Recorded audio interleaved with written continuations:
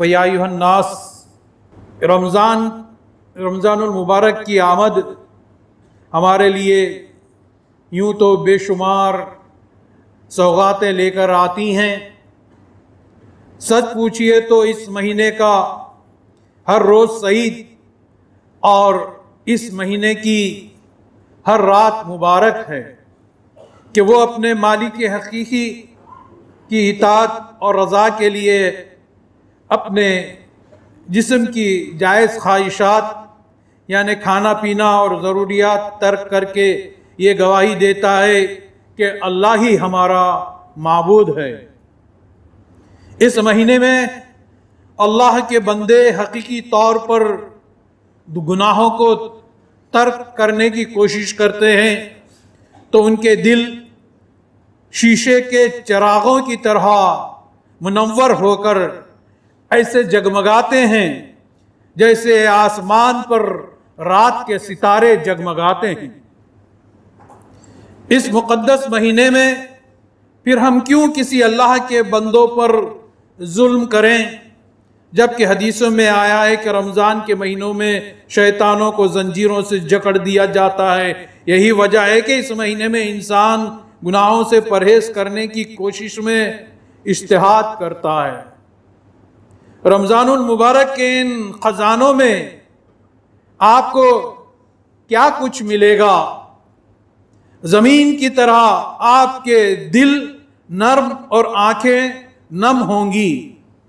आप ईमान का बीज अपने अंदर बोएंगे तो बीज पौधा बनेगा, वो ईमान का बीज पौधा बनेगा और वो पौधा ईमान का दरख्त बनकर उसमें आमाले सालेहा के फल फूल लहलहा उठेंगे।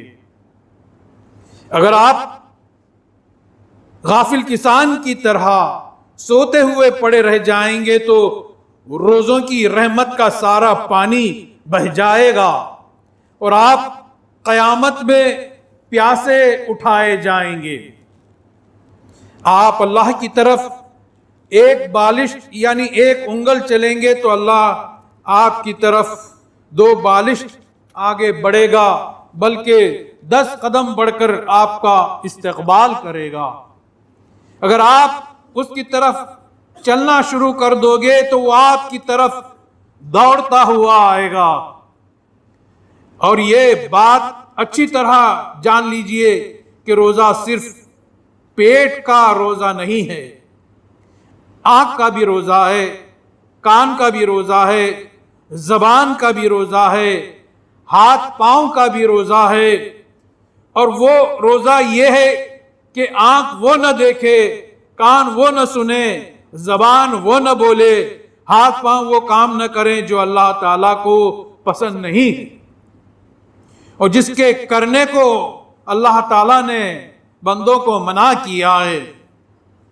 नबी करीम सल्लल्लाहु अलैहि वसल्लम ने यह भी फरमाया कि रोजे का मकसद खाना पीना तर्क करना नहीं बल्कि झूठ बोलना तर्क करना है, किसी का दिल दुखाना तर्क करना है, किसी का हसद और हिर्स करना मना है। वरना ये सब बातें आपने तर्क न की और सजदों में इजाफा करते चले गए, नमाजों में इजाफा करते चले गए, फिर भी आपने कुछ नहीं पाया। ऐसे सारी रात भी सजदे के लिए किए तो फिर ऐसे सजदे भी आपके कुछ न काम आएंगे। रमजान के महीने को नबी करीम सल्लल्लाहु अलैहि वसल्लम ने शहरुल मुवासाह फरमाया है, यानी अपने जैसे भाइयों के साथ हमदर्दी और गमखारी का ये वो महीना है जिसमें हमदर्दी का जज्बा उसे इस मुबारक महीने से भी उसमें उसे कोई हिस्सा मिलता है तो उसको ये तौफीक दी जाती है कि वो दूसरों के साथ भलाई और हमदर्दी करे। ये तक़वे और भलाई का महीना है, यानी किसी को खाना खिलाना, मरीजों का इलाज, गरीबों और यतीमों की खबरगिरी, मोहताजों और फ़कीरों की ज़रूरत पूरी करना और सुलह रहमी इस महीने की खास नेकियां हैं। जो शख्स इस महीने में किसी को रोजा इफ्तार कराए उसके लिए गुनाहों के माफ होने और दोज़ख की आग से नजात पाने का एक जरिया बन जाएगा। गरज के रोजा एक ऐसी पाकीज़ा इबादत है कि जिसके जरिए इंसान अपने किरदार को हसीन से हसीन बना सकता है। रमजान की सहरी में भी बरकत है और एक हदीस में यूं आया है कि रसूल मकबूल सल्लल्लाहु अलैहि वसल्लम ने इरशाद फरमाया कि सहरी में बरकत है, इसे हरगिज न छोड़ो। अगर कुछ नहीं तो सहरी में पानी का एक घूंट ही पी लिया करो। रोजे के लिए नियत करना जरूरी है, चाहे जबान से नियत कर ले या दिल में नियत कर ले। नियत सहरी के वक्त ही कर लेना बेहतर है। अगर सहरी में ना हुई हो नियत तो दिन को जवाल से पहले नियत कर लेनी चाहिए। जिन चीजों से रोजा टूट जाता है उनके वजूहात ये हैं: कान और नाक में दवा डालना जिससे रोजा टूट जाता है, मुंह भर के कै होना, कुल्ली करते वक्त हलक में पानी चला जाए अगर जानबूझकर वो करे, बीड़ी सिगरेट वगैरह का धुआं जानबूझकर मुंह में पहुंचाया, रात अभी बाकी है समझकर सुबह सादिक होने पर खा पी लिया हो तो रोजा टूट जाएगा। इसी तरह दिन अभी बाकी था मगर गलती से ये समझकर इफ्तार कर लिया कि आफताब गुरूब हो गया है तो उसका रोजा नहीं होगा। इन चीजों से रोजा टूट जाता है। हाँ, अगर किसी ने भूल से रोजे की हालत में खा पी लिया हो तो उससे रोजा नहीं जाता। और रोजा जो नहीं टूटता वो ये चीजें हैं जिनसे रोजा नहीं टूटता, यानी मिसवाक करने से रोजा नहीं टूटता। और इसी तरह से सुरमा तेल लगाने से रोजा नहीं टूटता। आंखों में सुरमा लगाए या सर में तेल डाले तो उससे रोजा नहीं टूटता। आंखों में दवा या सुरमा डालने से रोजा नहीं टूटता। खुशबू सूंघने से रोजा नहीं टूटता। इन चीजों से रोजा नहीं टूटता। और अगर दांतों में से खून निकले मगर हलक में न जाए तो इन चीजों से रोजा नहीं टूटता।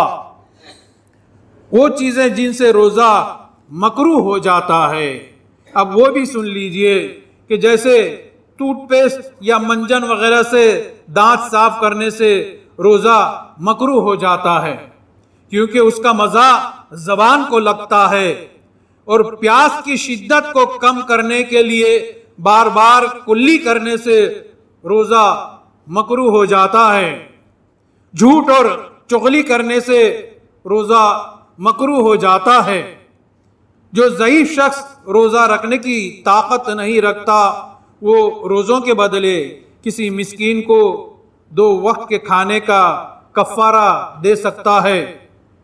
जो शख्स जानबूझकर रोजा तोड़ दे वो कफारे के तौर पर 2 महीने के मुसलसल रोजे रखे या 60 मिस्कीनों को खाना खिलाने का इंतजाम करे। रोजे का कफारा ये है।